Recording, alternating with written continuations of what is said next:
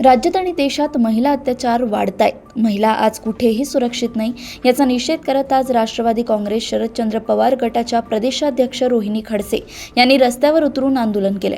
मंत्र्यांचे तर खरे सत्कार केले पाहिजेत, रोज उठायचे आणि महिलांच्या बाबतीत अपशब्द काढायचे काम करतायत. गुलाबराव पाटील यांनी केलेल्या वक्तव्याचा निषेध करते. पर्समध्ये रामपुरी चाकू ठेवा, मिरची पावडर ठेवा आणि तुमचे तुम्हीच संरक्षण करा, असं ते म्हणाले आहेत.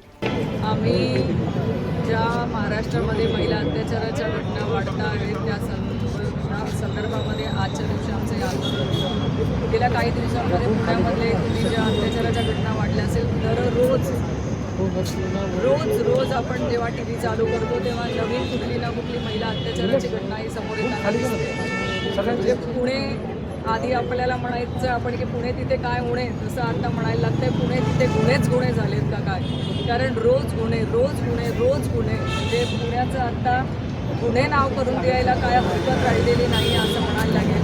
पण आज संपूर्ण महाराष्ट्रामध्ये असं कुठलंही गाव, असा कुठलाही जिल्हा राहिलेला नाही आहे की जिथे महिला अत्याचाराच्या घटनांची नोंद झाली नाही.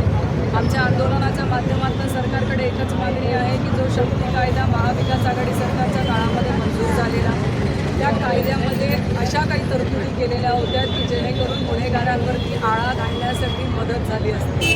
तो शक्ती कायदा 3-3.5 वर्ष झाले अडगडीत पडला आहे. तो का मंजूर केला गेला नाही सेंट्रल गव्हर्नमेंटकडून, तो का पुढे मंजूर होऊन आपल्याकडे आला नाही, याचे अनेक अनुत्तरित प्रश्न आम्हाला आहेत. त्या प्रश्नांची उत्तरं मागतोय.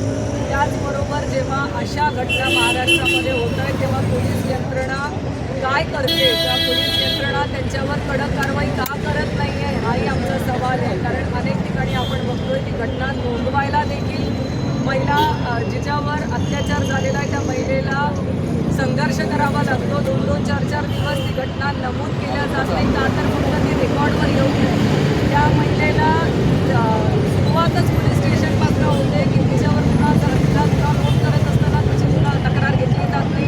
तक्रार घेतली गेली तर कारवाईला उशीर लागतो. कारवाईला उशीर लागल्यानंतर ते कोर्टात जातं. कोर्टात गेल्यानंतर 10-12 वर्ष जर आम्हाला न्याय मिळत नसेल, माझ्या माता भगिनींना न्याय मिळत नसेल, तर त्या न्यायाला अर्थ राहत नाही. शेवटी